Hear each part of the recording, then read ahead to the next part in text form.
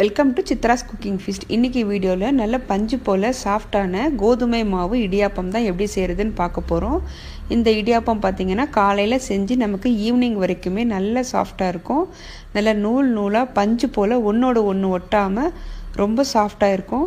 இந்த இடியாப்பம் ரெசிபியை பார்க்குறதுக்கு முன்னாடி இப்போ தான் நம்ம சேனலை ஃபஸ்ட் டைம் பார்க்குறீங்கன்னா சப்ஸ்கிரைப் பண்ணிக்கோங்க. வீடியோவை ஸ்கிப் பண்ணாமல் ஃபுல்லாக பாருங்கள். அப்போ தான் வீடியோவுக்கு நடுவில் நான் சின்ன சின்ன டிப்ஸ் சொல்லியிருப்பேன்.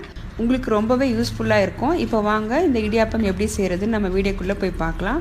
இந்த இடியாப்பம் செய்கிறதுக்கு கடையில் வாங்கின பேக்கெட் கோதுமை மாவு 1/4 கிலோ எடுத்திருக்கேன். 1/4 கிலோ ஒரு 2 பேர் சாப்பிடலாம். நம்ம இது நல்லா சலிச்சிட்டு ஒரு கடாயில் சேர்த்து ஒரு 5 நிமிஷத்துக்கு மிதமான தீயிலேயே நல்லா ஃப்ரை பண்ணி எடுத்துக்கலாம்.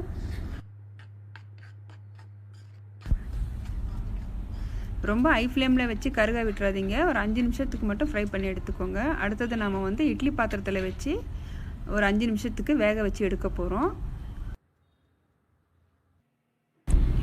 இப்போ ஒரு பிளேட் எடுத்திருக்கேன். இதுக்கு மேலே ஒரு வெள்ளை துணியை போட்டுக்கலாம். நம்ம இப்போ வறுத்து வச்சுருந்த இந்த மாவை கொட்டி எல்லா பக்கமும் நல்லா மாவு கவர் பண்ணி எடுத்துக்கலாம். அப்போ தான் நமக்கு மாவு வேகும் போது உள்ளே நமக்கு தண்ணி இழுக்காமல் இருக்கும்.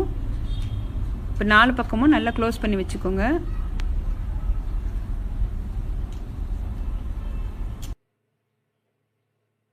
இட்லி பாத்திரத்தில் தண்ணி ஊற்றி வச்சுருக்கேன். இப்போ தண்ணி நல்லா காஞ்சிட்ருக்கு. உள்ளே ஒரு பிளேட் வச்சு அதுக்கு மேலே நம்ம இந்த மாவை வச்சு க்ளோஸ் பண்ணி ஒரு 10 நிமிஷத்துக்கு வேக வச்சு எடுத்துக்கலாம்.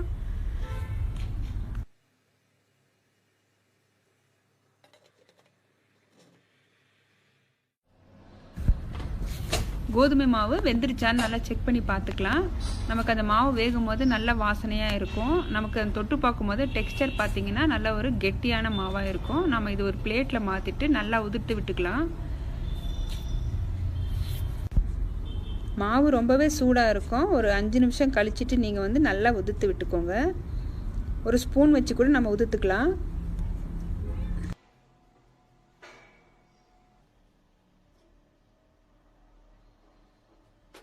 நம்ம எப்போவுமே அரிசி மாவில் தான் இடியாப்பம் செஞ்சுருப்போம். கோதுமை மாவில் நீங்கள் ஒரு தடவை இதே போல் செஞ்சு பாருங்கள். கோதுமை மாவு இடியாப்பம் ரொம்பவே சாஃப்டாக இருக்கும். நம்ம காலையில் செஞ்சால் நமக்கு ஈவினிங் வரைக்குமே ரொம்ப சாஃப்டாக இருக்கும். இப்போ கோதுமை மாவு நல்லா உதிரியாக இருக்குது. உங்களுக்கு இந்த மாதிரி செய்கிறதுக்கு சிரமமாக இருந்ததுன்னா நீங்கள் மிக்சி ஜாரில் சேர்த்து ஒரே ஒரு பல்ஸ் விட்டு நீங்கள் எடுத்துக்கோங்க. அந்த மாதிரியும் செஞ்சு பாருங்கள். அடுத்தது ஒரு பாத்திரம் வச்சுருக்கேன். இதில் 1.5 கப் அளவுக்கு தண்ணி சேர்த்துக்கலாம். நம்ம 1 கப் அளவுக்கு மாவு எடுத்தோம். அதுக்கு 1.5 கப் அளவுக்கு தண்ணி சரியாக இருக்கும். இந்த மாவுக்கு தேவையான அளவுக்கு நம்ம உப்பு சேர்த்துக்கலாம்.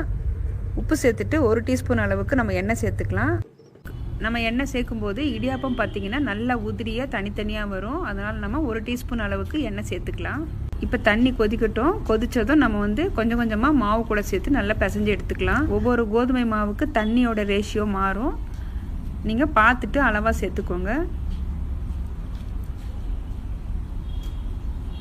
நான் 1.5 கப் அளவுக்கு தண்ணி கொதிக்க வச்சுருந்தேன். எனக்கு தண்ணி பார்த்திங்கன்னா 1.25 கப் அளவுக்கு தண்ணி எனக்கு சரியாக இருந்தது.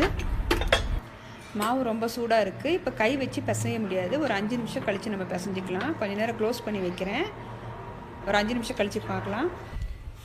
தண்ணி பார்த்திங்கன்னா 1/4 கப் அளவுக்கு எனக்கு மீந்திருக்கு. 1.25 கப் அளவுக்கு தண்ணி எனக்கு சரியாக இருந்தது.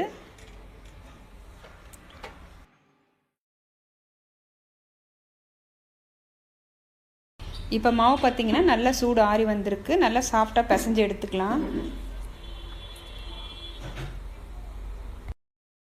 கையில் ரொம்ப ஒட்டுற மாதிரி இருந்ததுன்னா நீங்கள் லைட்டாக எண்ணெய் தடவிக்கோங்க. அப்போ தான் உங்களுக்கு ஒட்டாமல் பிசைய வரும்.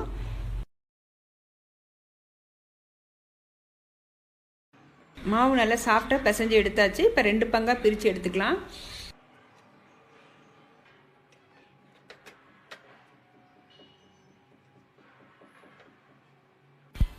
இடியாப்ப குழாயில் கொஞ்சமாக எண்ணெய் தடவிக்கலாம். அப்போ தான் நமக்கு ஒட்டாமல் வரும்.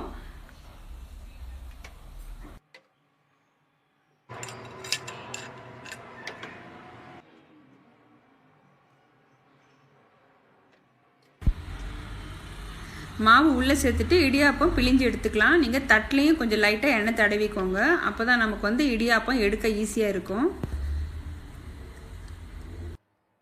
மாவு பிழிறதுக்கு பார்த்திங்கன்னா ரொம்பவே ஈஸியாக இருக்குது. ரொம்ப கெட்டியான மாவாக நீங்கள் பிசைஞ்சிட்டிங்கன்னா உங்களுக்கு இடியாப்பம் பிழியும் போது ரொம்ப கஷ்டமாக இருக்கும். இந்த அளவுக்கு சாஃப்டாக பிசைஞ்சுக்கோங்க. இப்போ இட்லி பாத்திரத்தில் தண்ணி காஞ்சிட்ருக்கு. உள்ளே ஒரு பிளேட் வச்சு நாம் பிழிஞ்சு வச்சுருந்த இடியாப்பத்தை உள்ளே வச்சு ஒரு 10 நிமிஷத்துக்கு வேக வச்சு எடுத்துக்கலாம்.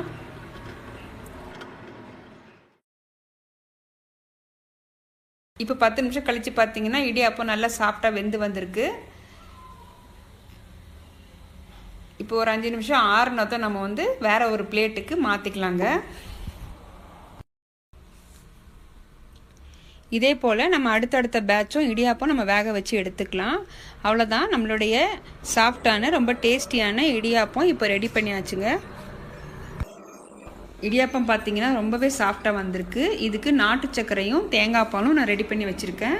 நீங்கள் குருமாவும் வச்சு சாப்பிட்லாம், அதுவும் டேஸ்ட்டாக இருக்கும். இந்த கோதுமை மாவு இடியாப்பம் கண்டிப்பாக ஒரு தடவை ட்ரை பண்ணி பாருங்கள். ட்ரை பண்ணி பார்த்துட்டு உங்களுக்கு எப்படி வந்ததுன்னு எனக்கு ஃபீட்பேக் எனக்கு கமெண்ட் பண்ணுங்கள். லைக் பண்ணுங்கள், ஷேர் பண்ணுங்கள், சப்ஸ்கிரைப் பண்ணுங்கள். தேங்க்யூ ஃபார் வாட்சிங்.